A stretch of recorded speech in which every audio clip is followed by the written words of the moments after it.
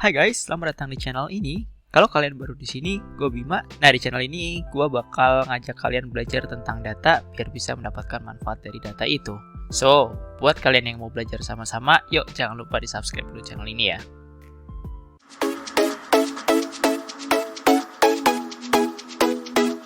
Di video kali ini gue bakal lanjutin terkait dengan belajar Snowflake sama-samanya kemarin ya. Kemarin kita udah bahas sedikit terkait dengan Snowflake-nya itu apa. Lalu ya ini kemarin yang udah kita selesaikan dari 1 sampai 5. Kita udah siapin lab-nya gitu ya. Lalu udah preparasi dan udah bisa masukin datanya ke dalam Snowflake. Itu bisa kita lihat kemarin di sini. Kemarin database kita adalah di Citybike ya namanya ya. Oke, di database-nya di Citybike, tabelnya trips. Kita udah bisa preview datanya. Kalau kita mau lihat udah ada datanya nih sekarang nih. Oke. Nah, kita masuk lagi ke tutorialnya. Selanjutnya kita akan bekerja dengan query, result catch dan juga cloning nih teman-teman nih. Di sini kita akan bikin jadi seolah-olah ini kita punya di perusahaan gitu ya. Di perusahaan ini ada satu divisi yang emang bisa melakukan analytics. Nah, itu nanti kita akan siapkan nih si analytics warehouse-nya sendiri gitu biar mereka bisa melakukan query juga. Oke. Nah, di sini kita bakal bikin caranya gimana?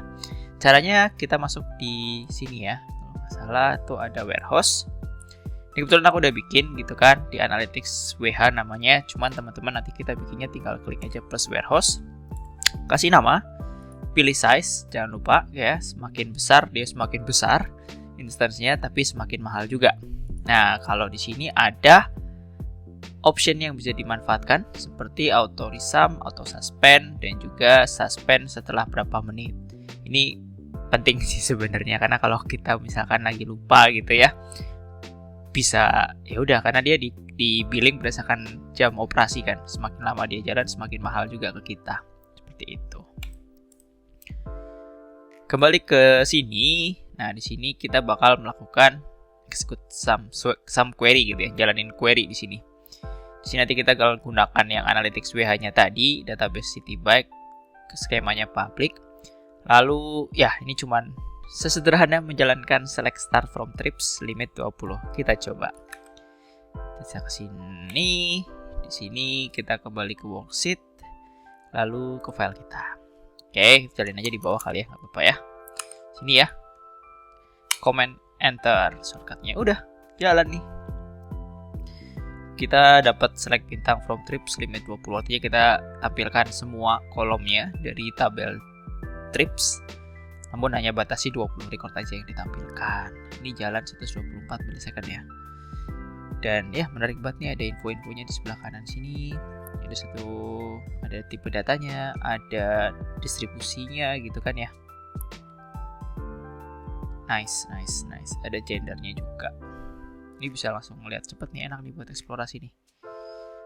Nextnya adalah kita coba melakukan query untuk mendapatkan hourly statistik dari pemakaian Citybike-nya nih. Untuk setiap jam akan menampilkan jumlah tripnya, rata-rata durasi trip, dan rata-rata jarak tripnya. Ini kita bisa tinggal copy paste aja dulu. Sementara kita lihat di sini. Jadi di sini ya penjelasannya, kita akan ambil dari tabel trips, gitu kan? Lalu ambil per jam karena tadi diminta jam ya. Kita gunakan tetrang untuk memotong si start time-nya. Mana ya? Ini ya, start time-nya kita ambil jamnya aja. Lalu kita count number of trip. Ini maksudnya kita count jumlah row-nya untuk kemudian dinamai number of trips-nya. Jumlahnya ada berapa trip sih? Kemudian rata-rata durasinya dalam menit, lalu rata-rata jarak ya. Ini menggunakan average sign buat cari jaraknya, average distance dalam kilometer. Oke, yuk kita jalanin.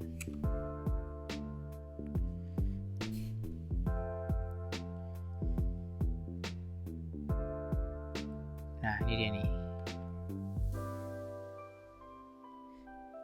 Tinggal kita kasih limit. ini, tapi dia jadi kayak otomatis hanya 10.000 row aja yang bisa ditampilkan di tabelnya ya. Jadi dia hanya nampilin 10.000. Padahal sebenarnya ada 44.000 row. Wah, ini kepake banget sih informasi ini. Nice. Nah, cuman baru sadar nih, ternyata ada satu yang belum kita ganti. Tadi kita mau pakai analytic warehouse ya. Caranya sebenarnya tinggal ganti di sini aja, cuman gak apa-apa, kita udah terlanjur pakai compute warehouse, maafkan. Nanti teman-teman bisa klik analytics warehouse-nya di sini sebenarnya kalau mau pakai yang analytic warehouse-nya buat melakukan query. Tuh. Next, kita lihat. Oke, so di sini si Snowflake punya result cache ya yang bertahan dalam 24 jam. Artinya ketika ada query yang sama dijalankan kembali gitu kan, dia akan berjalan dengan cepat karena emang udah di caching atau seolah-olah udah disimpan gitu kan. Ini ya, tadi kita bisa lihat dia berapa ya, tadi 2,5 detik ya. Kalau kita jalanin lagi hanya 44 milisecond, jauh banget kan? Karena emang datanya udah tinggal dipanggil doang, udah dijalanin sebelumnya. Dan ya statistiknya bisa dilihat lagi di bawah sini. Begitu untuk result cache. Lalu kita coba query lagi untuk melihat berapa sih jumlah trip bulanan gitu ya, untuk mencari bulan yang paling ramai. Kita coba jalanin. Yes, di sini kita bisa lihat ya, paling ramai adalah di bulan Juni, kemudian bulan September, dan paling sepi di bulan Januari. Nah, ini Juni mungkin lagi liburan atau lagi ya pertengahan semester gitu kan. Ada September, ada Januari paling sepi nih, gitu sih. Ya, sederhananya ketika dia udah pernah dijalankan tadi kan buat yang catching ini, dia akan lebih cepat. Kalau dipanggil lagi, nanti tinggal dipanggil. Lalu yang kedua kita testing lagi untuk query, kita coba jalanin lagi, hanya 34 milisecond kayak gitu ya untuk masalah catching. Oke. Nah, ini ada juga table cloning nih. Dia punya fitur yang namanya clone a table. Snowflake mengizinkan kita untuk membuat clone. Artinya dia punya tuh zero copy clone ya. Yang mana dia sebenarnya nggak nge-copy datanya yang ada di tabel itu, tapi dia hanya membuatkan cloning atau kopiannya itu yang boleh dibilang hanya metadatanya aja yang di cloning. Artinya ketika dia melakukan cloning, datanya nggak jadi 2 kali lipat, dia hanya tetap satu aja. Hanya ada kita punya mirror tabelnya yang bisa dimanipulasi, istilahnya bisa dimanipulasi secara terpisah gitu sih. Ini ada penjelasannya terkait dengan zero copy cloning. Massive benefit dari zero copy cloning ini adalah datanya itu sebenarnya nggak di copy, tapi hanya metadata dan pointernya yang menunjuk ke data yang dituju. Tentunya dengan menyimpan apa aja sih perubahan-perubahannya gitu ya dari data itu. Nah, sehingga clone are zero copy. Nah, ini artinya storage requirement-nya nggak double ya ketika datanya di cloning. Ini sebagian besar data warehouse nggak bisa, tapi Snowflake bisa melakukan itu. Ini kepake banget kalau kita misalkan mau ngedevelop sih sebenarnya. Kalau kita mau coba testing tanpa merubah data aslinya atau data yang udah di production yang dipakai lah gitu kan. Caranya ini bisa dengan memanggil fungsi create table clone ya. Kita coba ya. Ini namanya table trips dev. Kita mau cloning dari table trips, kita jalanin. Dah nih, table trips dev successfully created. Kita lihat tabelnya. Cek.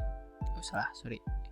Kita bisa lihat database. Di sini ini ada shortcut database ya buat kita ngeliat database. City bike, public, tables. Nah, sekarang ada trips dev nih. Artinya kita udah punya cloning di sini. Oke. Tuh datanya sama size-nya, tapi sebenarnya dia nggak menyimpan data itu sendiri atau nggak bikin double cloningnya gitu sih.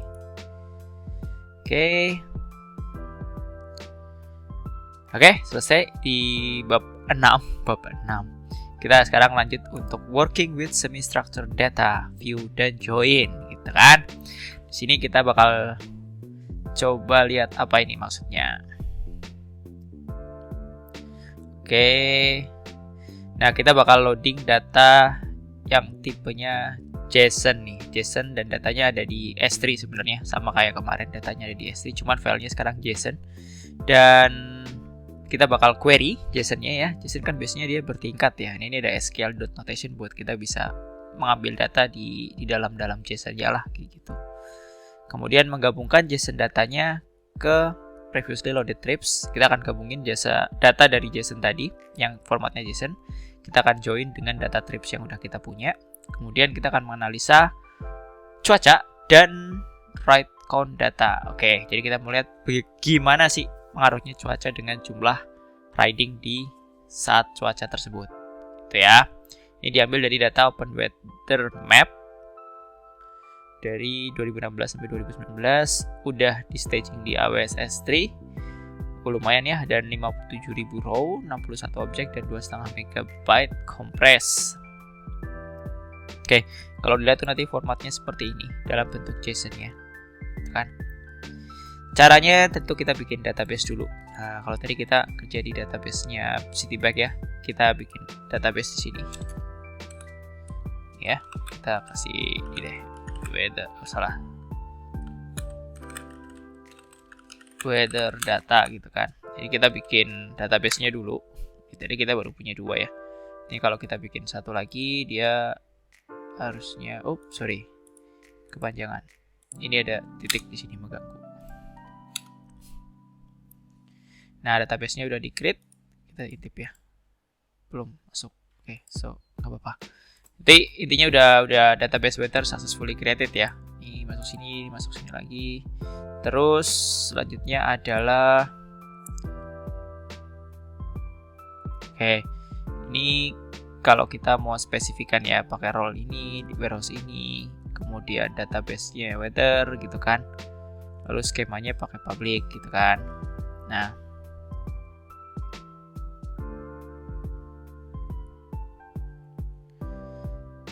nextnya adalah kita bikin nih tabelnya.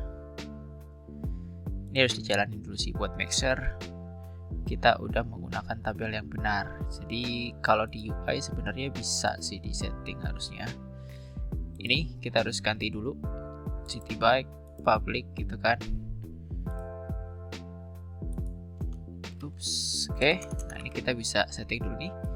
Use role system admin, warehouse-nya compute, use database-nya weather.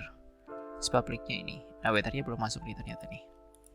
Kita coba ulang. Create database weather.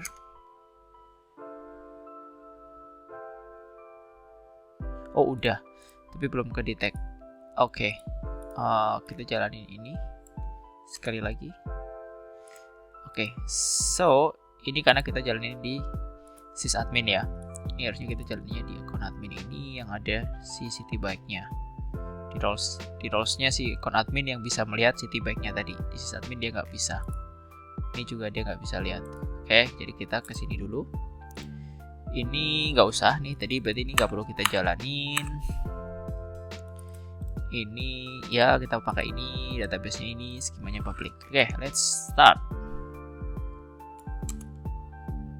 Oke ya, statementnya udah oke. Nah, sekarang kita udah gunakan weather public buat database-nya. Ini dari refresh di sini. Nah, ini dia. Oke. Ini. Sekarang kita bikin tabel. Create table.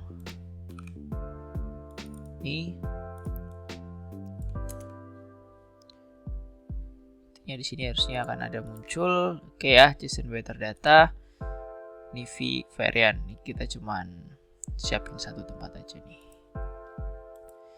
Next.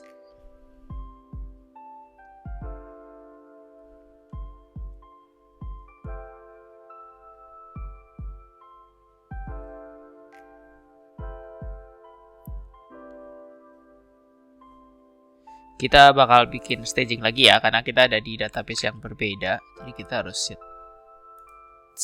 harus set up sih stagingnya lagi, tapi kita bisa jalanin aja di sini, nggak harus di yang tempat seperti kemarin. Kita bisa jalanin, lalu kita cek dulu nih ada apa sih di list NYC City. Ini ada JSON.gz. Oke, filenya semuanya JSON ya teman-teman ya, di sini ya. Selanjutnya, aduh, ini aku tutup deh. Selanjutnya kita akan load nih, seperti biasa. Kita akan copy into tabel mana, dari mana, kayak gitu. Oke, copy dari JSON weather data.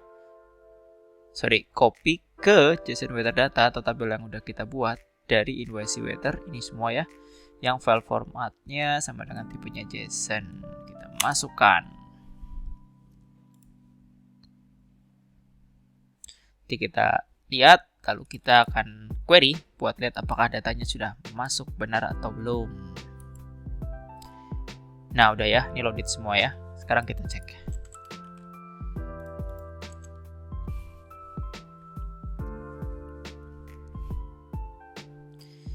Oke, dapat ya. Ini V. Ini kalau kenapa tadi kita cuma bikin V, ini varian untuk menyimpan yang formatnya belum jelas kan. Ini jadi udah kita bisa lihat nih format JSON-nya. Oke, ya ada sky is clear, wind, ada berapa degree dan lain-lain. Next adalah kita bakal membuat view dan query semi-structured data. Artinya gimana? Artinya kita bakal bikin bukan query type, bukan tabel ya, tapi view. Jadi kita akan menjalankan view itu untuk melakukan transformasi nih, transformasi dengan JSON-nya itu. Oke, yuk kita bikin aja di sini. Kita panggil, penjelasannya adalah kita akan bikin view dengan nama JSON weather data view, sebagai isinya adalah ini. Jadi kita panggil dari v time, kemudian dia minta timestamp as observation time gitu kan. Lalu ada v city.id, dia sebagai apa nih, integer, lalu city id gitu kan, dan seterusnya city country. Jadi kalau misalkan kita lihat di sini city country, dia akan ambil US gitu kan. City name atau name ya, itu dari bawah harusnya. Name dia akan dapat New York, seperti itu ya. Oke, udah, ini sama sih konteksnya, float ini dikurangin aja. Oke. Nah, lalu ambil weather yang 0 gitu kan. Iconnya apa? Weather icon. Ini bisa kita jalankan. View-nya udah jalan. Nah, view ini bisa kita panggil sebenarnya. Misalnya kita mau lihat nih CV-nya. Select start from JSON weather data view. Image 10 aja deh. Oh, sebentar. Salah ini, bukan JSON ini. Nah, ya, kita bisa lihat ya. Ada timestamp gitu kan sebagai time. Ada time-nya sebagai tipe datanya timestamp. Lalu ada city ID nih, city name, country, city lat, city long, clothes-nya, dan seterusnya. Bisa ya, langsung masuk nih. Dari data-data JSON yang sebelumnya itu kayak gini, teman-teman. Nih, bisa gue geser kayaknya. Gini. Kita udah bisa flatkan dia jadi seperti ini.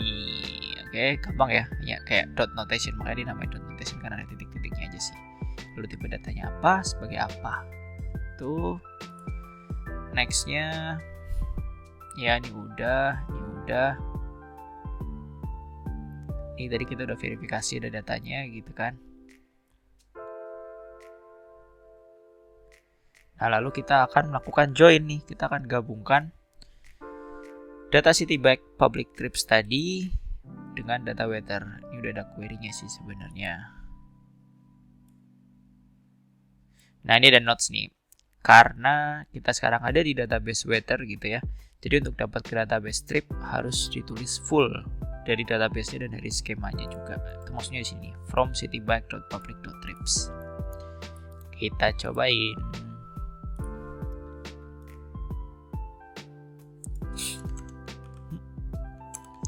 Kita ambil weather as condition, lalu kita count number of trip dari tabel trip ini ya.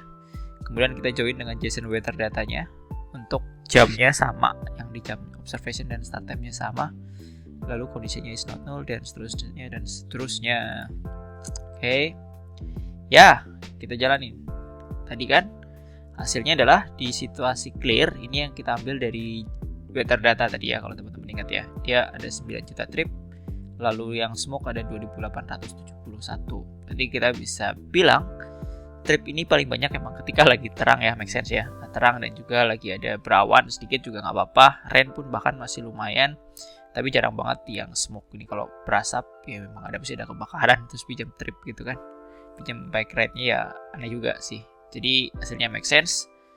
Dan ya itulah untuk yang sesi nomor 7.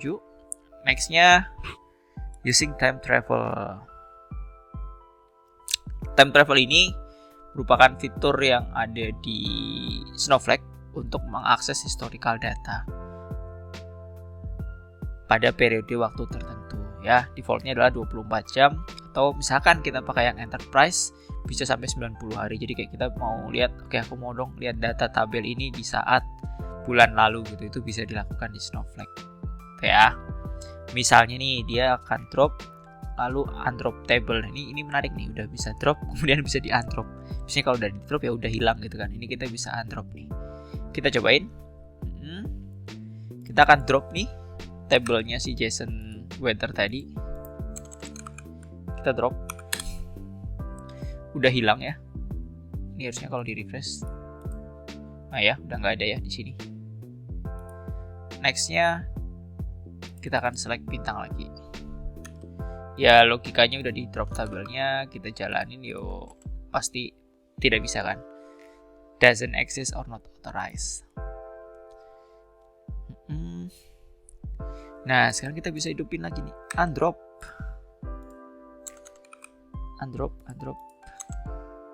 Balik lagi, kita query yang ini. Udah bisa dipanggil lagi guys, untuk verifikasi gitu ya. Jadi artinya nggak cuman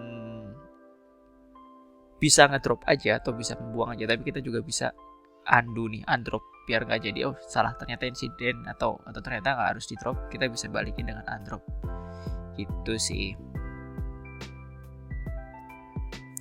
Kemudian let's roll back the trip table to a previous state to fix an unintentional DML error that replace all the station name in the table with the word oops gitu. Nah ini kita akan coba rollback nih, yang tadi aku bilang kita bisa lihat atau revisi tabel pada waktu tertentu. Jadi ini skenario-nya kita bakal kita jalanin dulu ya.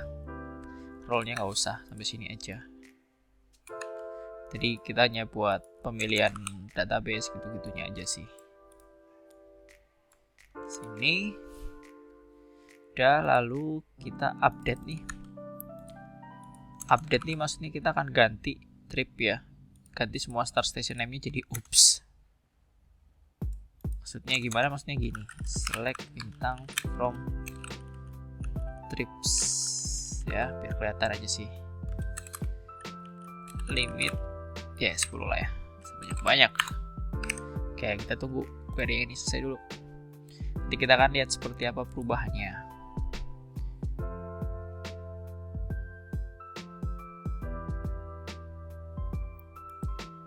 Misalnya ini kita mau coba tentukan ya, coba kita mau lihat hasil oops-nya tadi. Ini ada 60.000 row yang diupdate.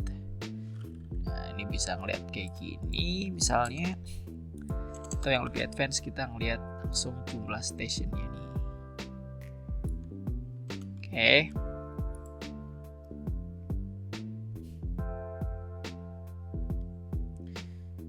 Normally we will need to scramble and hope we have a backup playing around. Ya, normalnya kita akan pusing dan juga berharap ada backup.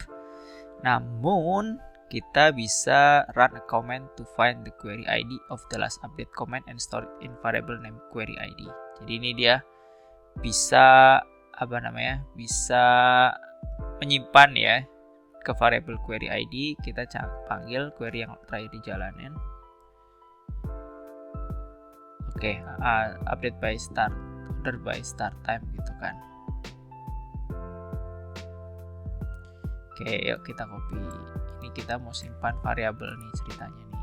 Oh ini ya, hasilnya oops doang. Kita mau simpan variabel ceritanya. Udah, kemudian kita bakal timpa nih.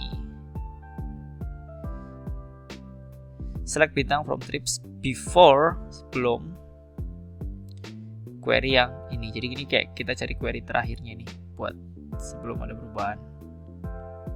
Oke, kita bisa panggil lagi di sini. Lalu kita cek. Oke, kita akan cek apakah masih berubah atau tidak.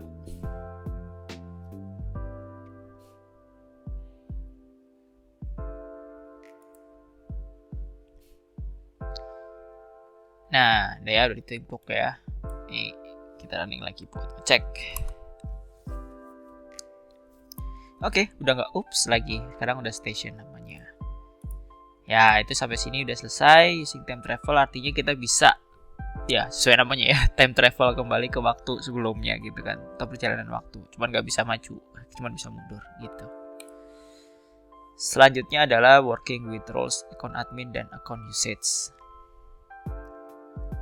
Ini sebenarnya jadi detail-detail aja sih, kayak misalkan kita mau pakai use role account adminnya gitu kan. Lalu kalau mau bikin role baru, misalkan create role junior DBA, create role-nya junior DBA itu user ini gitu kan. Ini kita bikin role dulu nih, bikin role junior DBA, lalu dikasih ke siapa aja. Kita bisa lihat use role junior DBA. Nanti kalau kita mau pakai role itu, lalu use role account admin, kita grant database-nya, kita grant lagi database-nya gitu kan, Citibank sama Weather. Lalu kita gunakan yang junior DBA. Kemudian ya udah, kita akan gunakan itu untuk running. Dan ini keuntungannya kita bisa lihat ya, di usage, di security, billing dan lain-lain itu bisa spesifik berdasarkan grupnya tadi. Oke, nextnya sharing data. Kita bisa lihat existing share kalau ada, cuman kita nggak ada.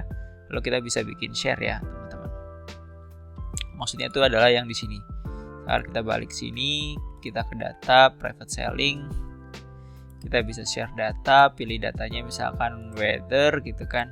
Yang mana yang mau dipilih, dan share. Udah ya, ini udah ada ininya. Udah, ini mau di-share-nya ke siapa? Gitu sih. Sederhana sebenarnya. Oke. Lalu ya ada marketplace juga buat mencari listing. Itu di sini kalau kita mau cari-cari misalnya kayak data-data tertentu yang emang nggak ada di sini, ya udah kita coba search saja buat lihat apakah muncul apa enggak. Misalnya COVID ya. COVID. Nah, ini keluarlah sudah semua data-data terkait COVID. Gitu sih. Ini bisa get data kalau mau. Kemudian yay. Oke. Ya, udah selesai sih sebenarnya untuk video kali ini. Ini sisanya adalah bersih-bersih sebenarnya. Jadi ada drop gitu kan, drop database, drop instance atau warehouse gitu kan. Lalu ada drop role juga biar kembali ke sedia kala. Ini drop aja sih fungsinya, drop satu database, dua database, satu warehouse, satu role. Ada yang drop share juga di atas. Oke, ini ada material-material lain buat teman-teman yang mau belajar atau menekuni Snowflake lebih jauh. Nah, sekian dulu untuk video kali ini. Nah, di 2 video yang udah dibuat sebelumnya kita udah ada belajar terkait dengan Snowflake gitu kan. Mulai dari gimana sih kita mendaftar di Snowflake-nya, dapat free trial, kemudian kita siapkan environment-nya ya, register dan login, mengenal UI-nya dari Snowflake, prepare dan loading data, lalu kita loading datanya tadi kan. Kemudian kita udah bikin warehouse dan juga jalanin query di situ. Lalu ada beberapa konsep-konsep yang kita pelajarin kayak caching, lalu cloning, lalu time travel, dan ya terakhir hanya sekilas ya terkait user role dan bersih-bersih atau cleaning up. Oke, sekian dulu untuk video kali ini. Gue bakal bikin video tentang Snowflake lainnya. Jadi buat kalian yang belum subscribe, jangan lupa subscribe dan nyalain notifikasi ternyata biar nggak lupa kalau nanti aku udah ada upload video lagi. Semoga bermanfaat. See you guys.